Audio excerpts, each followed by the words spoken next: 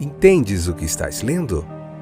O podcast que te leva através das páginas da Bíblia, livro por livro, capítulo por capítulo. Uma exposição bíblica emocionante. Aperte os cintos e embarque comigo nesta viagem.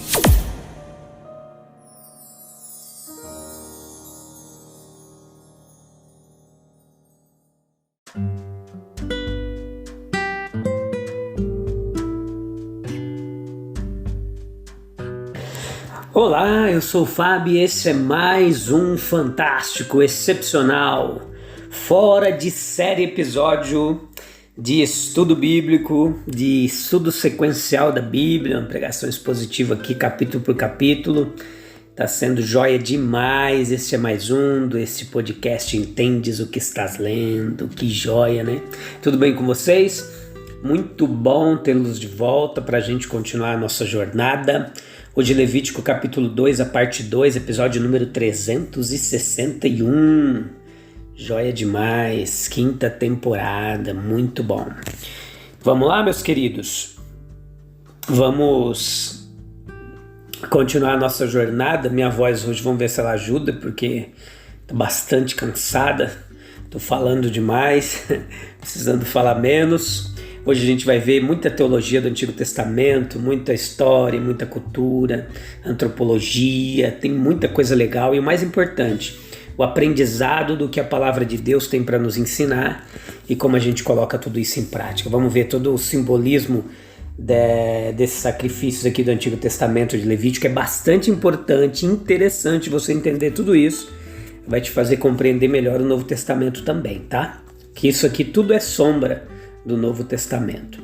Então, nas nossas observações aqui, a gente já viu o episódio, né, no capítulo 2, e aqui, voltando aos dois primeiros versículos, nós vimos o que eles chamam de minká, né, acho que a palavra hebraica ali, não sei a pronúncia certinha, significava tributo, né, uma oferta, especialmente uma oferta sacrificial, que geralmente ela ocorria sem derramamento de sangue, tá?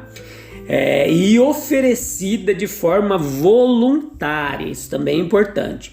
Tudo isso representando e simbolizando um tipo de Cristo, da pessoa de Cristo. Sobre este ponto aqui, uma luz adicional ela pode ser incidentalmente lançada à medida que passamos a considerar o banquete da oferta.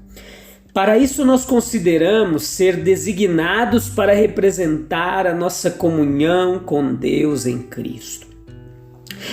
Os antigos egípcios, os trácios, os líbios, eles faziam contratos de amizade oferecendo uma taça de vinho uns aos outros. Os pactos eram feitos pelos antigos persas e alemães também em algumas festas.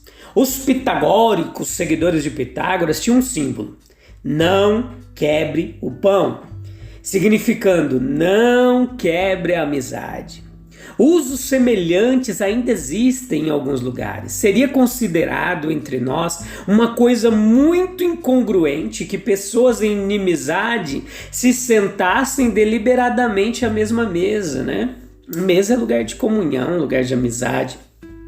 A história sagrada também oferece vários exemplos. Isaac e Abimeleque fizeram uma aliança com um banquete, lá em Gênesis capítulo 26, versículo 30 e 31. O mesmo aconteceu com Jacó e Labão em Gênesis 31, 54. O mesmo aconteceu com Davi e Abner, segundo Samuel 3:20. Então veja que o ofertante ele separava uma parte que era chamada de memorial ou representação do todo aqui no Levítico.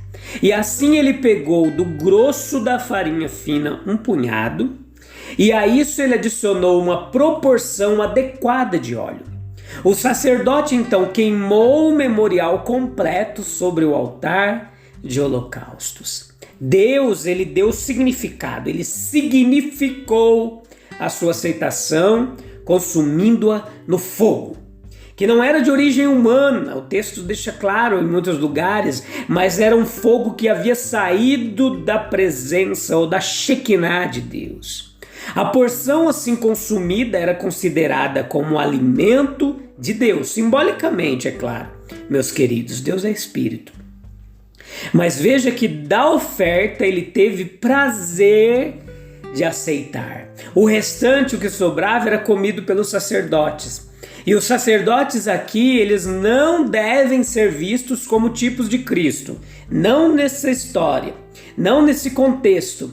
O sumo sacerdote sozinho é que parece tê-lo representado. Veja as referências, Hebreus 3:1, Hebreus 8:1, Hebreus 9:11.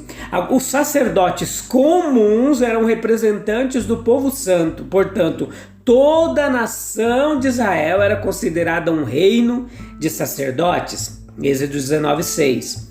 O povo, portanto, e em particular o ofertante, representativamente festejava com Deus.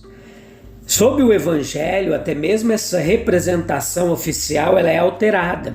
O povo de Deus é agora um sacerdócio santo, não mais por representação, mas pelo direito de seu nascimento espiritual. 1 Pedro 2:9. Eles se aproximam de Deus, Hebreus 10, do versículo 19 a 22, e eles festejaram com ele em sua mesa e em sua presença.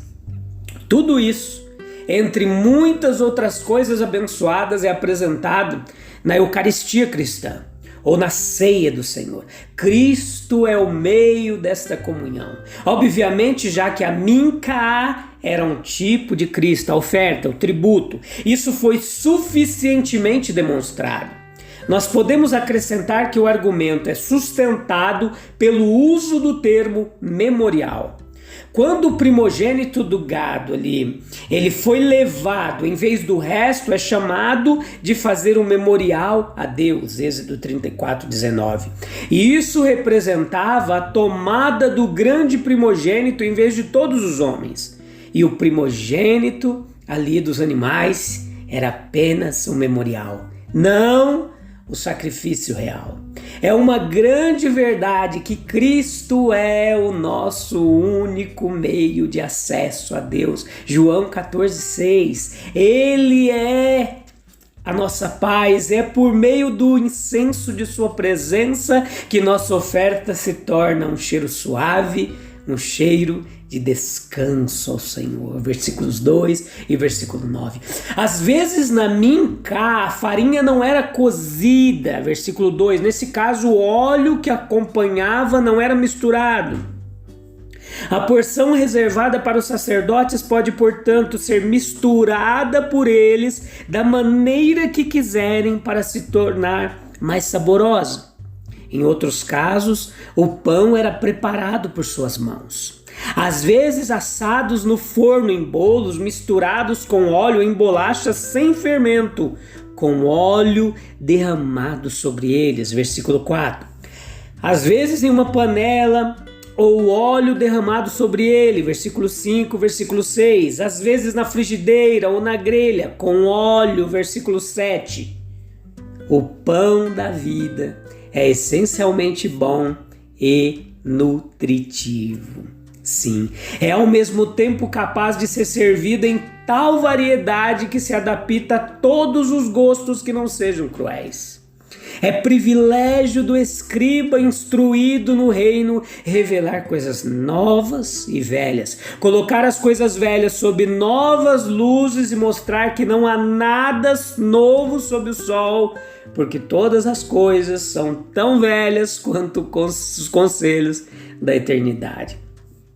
O nosso reconhecimento da mão de Deus nas bênçãos da vida, o fato de que a lei da oferta segue a do holocausto é em si significativo, sugere várias coisas. Anota aí no seu caderninho: a verdadeira ordem da vida divina no homem. É de fato um erro para o professor humano tentar estabelecer linhas precisas de pensamento e sentimento ao longo dos quais as almas devem se mover. O progresso da espiritualidade ou religiosidade na alma varia de acordo com a experiência individual de cada um. Agora, a ação do Espírito de Deus não é limitada. E embora devamos procurar levar todas as almas a andar na estrada pela qual estamos viajando, não devemos ficar ansiosos, para que elas sigam nossos próprios passos. Por outro lado, existe uma ordem de pensamento e experiência que não pode ser invertida. Primeiro o holocausto, depois a oferta de manjares, primeiro a apresentação da alma como pecadora para pedir perdão e se oferecer a Deus, depois o serviço de reconhecimento e a Ele a gratidão por seus dons. É um erro espiritual sério e pode ser fatal tentar ganhar o favor de Deus fazendo as coisas que são apropriadas para seus filhos, sem antes ter buscado e encontrado a reconciliação por meio de um Salvador crucificado. Ah, meus queridos, comece no ponto de partida do curso cristão, para que a meta seja alcançada. Nós precisamos ter um grato reconhecimento da bondade constante de Deus sobre nós.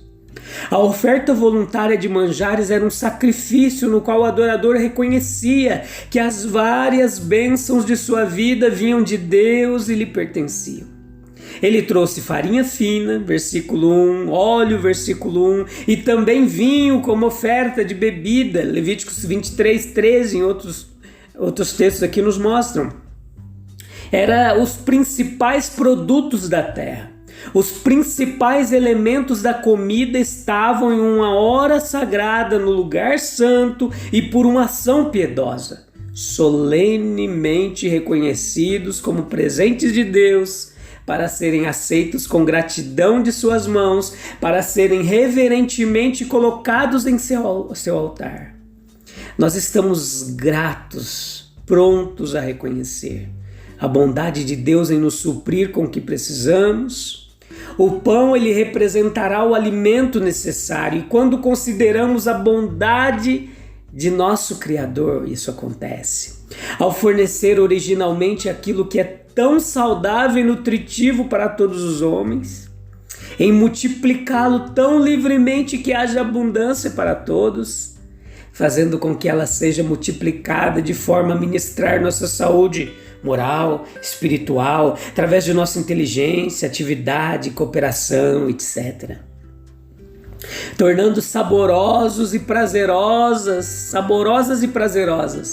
as refeições diárias, que de outra forma seriam, como a doença ocasionalmente prova, intoleravelmente pesadas. Temos motivos abundantes para abençoar a Deus por sua bondade em relação às necessidades da vida. Não poderia haver fermento nem mel no sacrifício, versículo 11. Deveria haver sal, versículo 13. A gente vai se aprofundar bastante nisso aqui. Tudo que estiver associado à corrupção deve ser evitado. O que era antisséptico por natureza deveria ser introduzido. Nada que contamine diante dele. As mãos limpas e o coração puro no lugar santo. Todo incenso deveria ser consumido no altar. E a queima das outras ofertas com este incenso perfumado que o acompanhava indicava que era, como afirmado, um cheiro suave ao Senhor. Deus não deve ser adorado com as mãos dos homens, como se ele precisasse de alguma coisa, mas ele se deleita em seus filhos.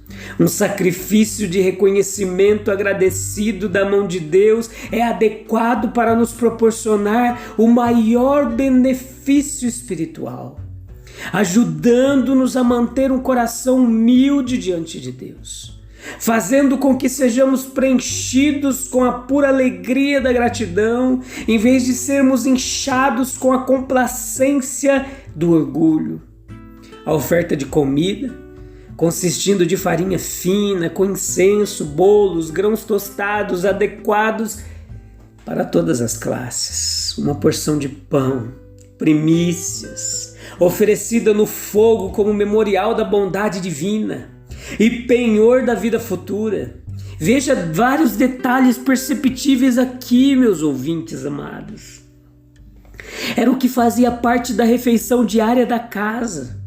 Incenso misturado com ele, óleo derramado sobre ele, as orações e a adoração agradecida do ofertante. Foi parcialmente consumido pelo fogo e parcialmente uma coisa santíssima ou separado para o Senhor, comido pelos sacerdotes, apoiando a adoração no templo.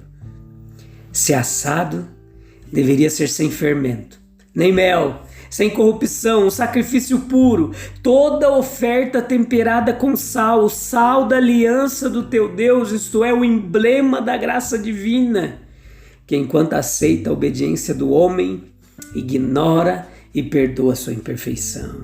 É isso, vamos fazer uma pausa aqui. Eu te espero no próximo episódio, eu vou explicar melhor por que não havia mel no sacrifício, por que não havia fermento e por que havia sal, tá bom? A gente vai explicar isso em detalhes para você no próximo episódio. Vai ser bem legal. Você não pode perder. Te encontro lá, tá bom? Deus abençoe sua vida. Um abraço. Até breve. Tchau, tchau.